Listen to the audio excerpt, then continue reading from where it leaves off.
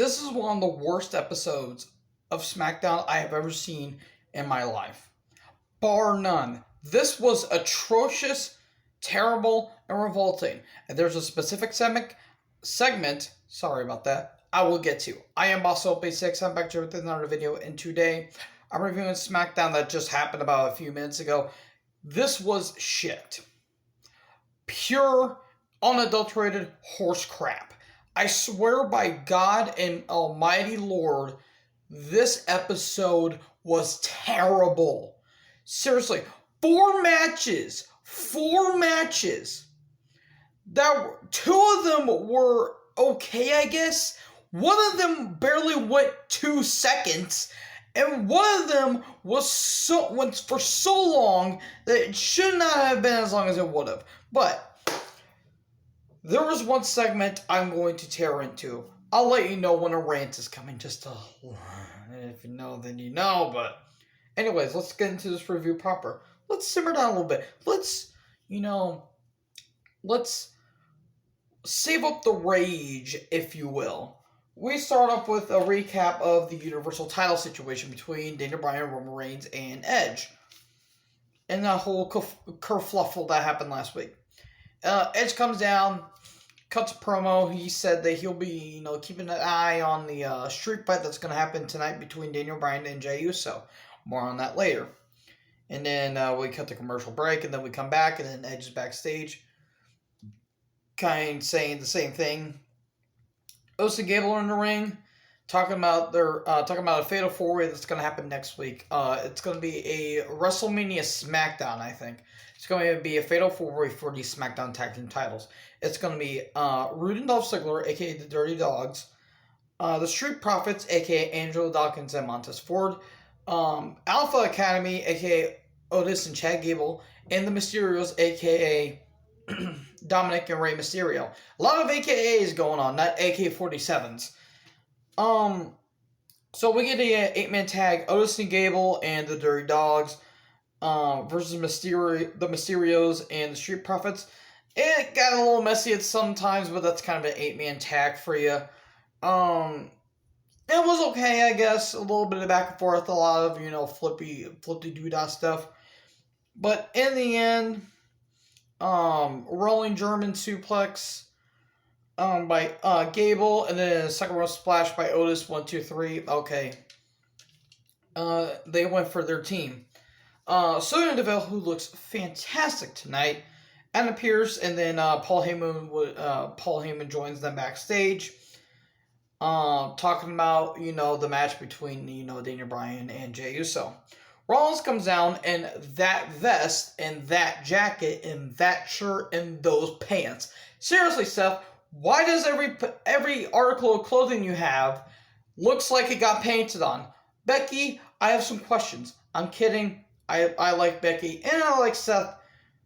Fashion designers are a little bit quizzical. I mean, Rico Constantino is probably pissing himself right now. And if you don't know who Rico Constantino is, his gimmick was that he was a fashionista, I guess you can say. It was a weird gimmick in 2002. I do like Rico. I thought he was pretty cool. And then Cesaro was in the ring, and they have a confrontation.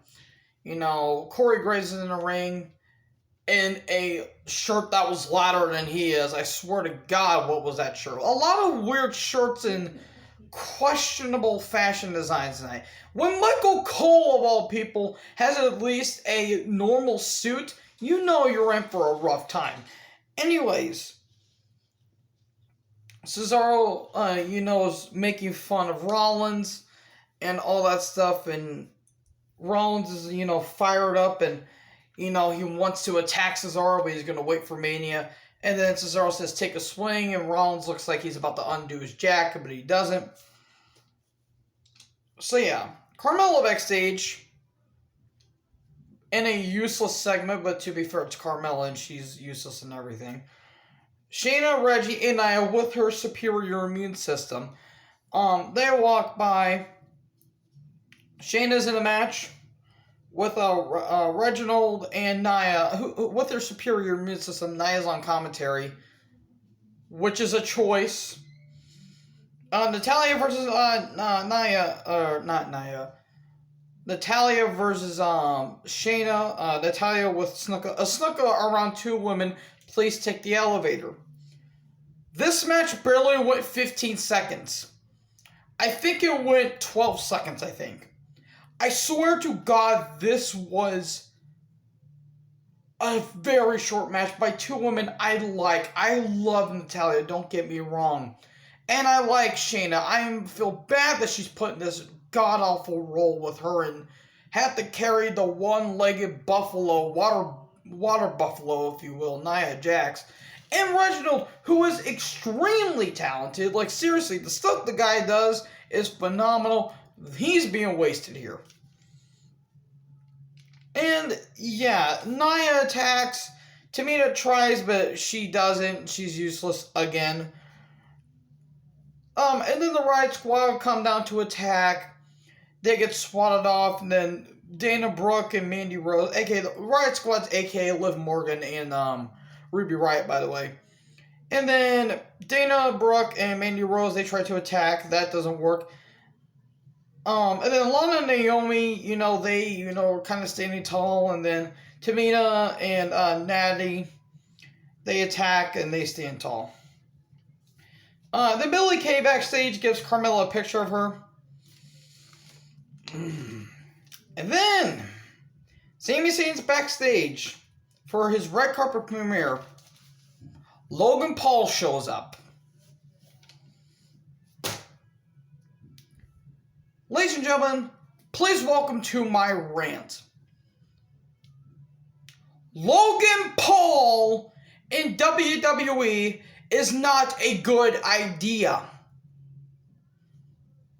His segment with Sami Zayn is mind-bogglingly stupid. The rant's just beginning here, ladies and gentlemen. Red carpet premiere. A social media influencer. Sami Zayn says this line. Are you out of your mind? Social media influencer my ass, he is. Who's he going to influence? Racist? Homophobes? Is he influenced by Hulk Hogan? Because apparently he's the brother's brother just as much as Hulk Hogan hates the brother's brother. You're going to take a negative, toxic, stupid, unbelievably atrocious, bad, unexcusably stupid celebrity. If you want to call him a celebrity. I was in a Discord chat with a few people and saying that this was one of the worst segments I've ever seen in my life. One of the worst Smackdown segments. And that's saying something. I watched Katie Vick. I watched Vince Russo segments. I watched the Terry Runnels pregnancy miscarriage angle. I watched the Kane and Lita miscarriage segment that happened on Raw in 2004. That was peanuts compared to this. Yes, this was worse than Katie Vick. Something that involved necrophilia. Sami Zayn deserves a world title shot after this. That seems a bit unfair, but carrying this sack of crap, Sami Zayn more than rightfully deserves this. If you're going to support someone that made fun of a culture and made fun of people that died in a forest because of, choose my words carefully, ending their lives, then you are an idiot. If you support any of the Paul family, Logan, Jake, their parents who are probably related, then you're morons. If you support him, good for you. I don't care.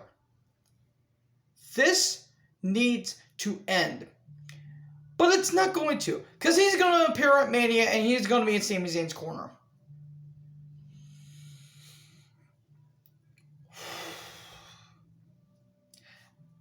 I can excuse that people have made jokes and then they have apologized for it later on. That's not what he did. He disrespected the culture that in Japan, if you respect them, they get respect back. He did none of that. He disrespected the culture and disrespected the dead. Made a joke about it for a couple $100. I make stupid content, but guess what? I'm not getting paid $1 million by the minute, am I? No, I do this for fun and entertainment value. I earn my money. And guess what? I'm no saint either. I made retarded remarks back in my day, and I made stupid comments today. I am no saint. And someday there might be a soft spot for hell for all I know. But guess what? I'm not going to be an idiot that knows to where to shoot a dead body. People have made the claim, he's changed, he made some videos about it. No, he didn't. That was scripted. He's only sorry he got caught, just like Hulk Hogan was sorry he got caught for saying the N-word in a private interview back in 2005, I believe. This was an abomination unlike any other. Kevin Owens comes in and stuns Sami Zayn. He should have package pile drived Logan Paul. He should have freaking powerbombed him on the concrete. He should have done what he did to Machine Gun Kelly back in 2015 and powerbombed him off the stage. He should have slapped some sense into Logan Paul. This was a terrible segment. One of the worst segments in WWE history, and I'm standing on that hill. So that's what you get, Logan Paul. Anyways, let's calm it down there, lads. Because I still got a little more to go. This won't be going on much, because I've already ranted him out. So, after that abortion of a segment, Edge, the Bill, and Pierce are backstage. Edge says he's going to join commentary tonight. Okay, for the main event. Carmelo's interest, and Corey Graves basically creamed his pants. I'm not joking, he simped hard for Carmella. And I simped hard for Io Shirai. Io Shirai on her worst day looked better than Carmella on her best day. Seriously. Jesus Christ. Anyways, Owens is backstage. Zayn attacks him and all that stuff. Progressive match flow with the women. Do you get it? Talks about what happened last week between Bianca and Sasha. This feud's been booked horribly. And it sucks because they might steal the show at Mania. Belair backstage, she's going to prove that she's the EST of WWE and she's going to win at Mania. Carmella and then tries to attack early. And then we get Belair versus Carmella. This went on way longer than it should have. KOD for the win, 1, 2, 3. And then Banks tries to attack. Then we go to commercial break and then we come back. Baron Corbin demands respect. We will respect you, Corbin, if your character wasn't so bland and generic as white bread. Corbin is very good in the ring. Hell, he's fantastic in the ring. He's crisp, he's smooth, and he knows how to cut great moves. His character is so boring. Seriously. I'd rather go to church than... Baron Corbin's character is as boring as going to church on a Sunday morning. Now, that might not be fair to some of you who may be Catholic or Christian, but I'm sorry, as someone that is Catholic, I think I get bored when I'm at church, so. Anyways, that's my opinion, and I expect a lot of stuff in the comments. Anyways.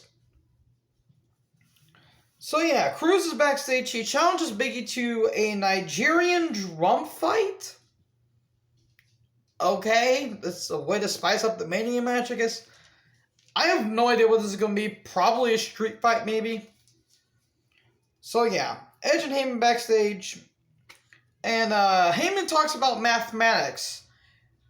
I was certain he was going to pull Scott Steiner Math's promo from Sacrifice 2007. Which is the best promo in the history, by the way. Seriously, check that promo out. It's one of the best promos in terms of stupidity. But in the outset, Scott Steiner was right. Please watch that promo. Anyways, Edge is on commentary. Uso versus Daniel Bryan street fight. They tried. I didn't necessarily care, but there was a couple spots I'm like, ooh. Daniel goes for a tope suicida, and then Uso throws a chair in his head. That looked painful. Chain shot, kick out at 2. Uso splash, another kick out.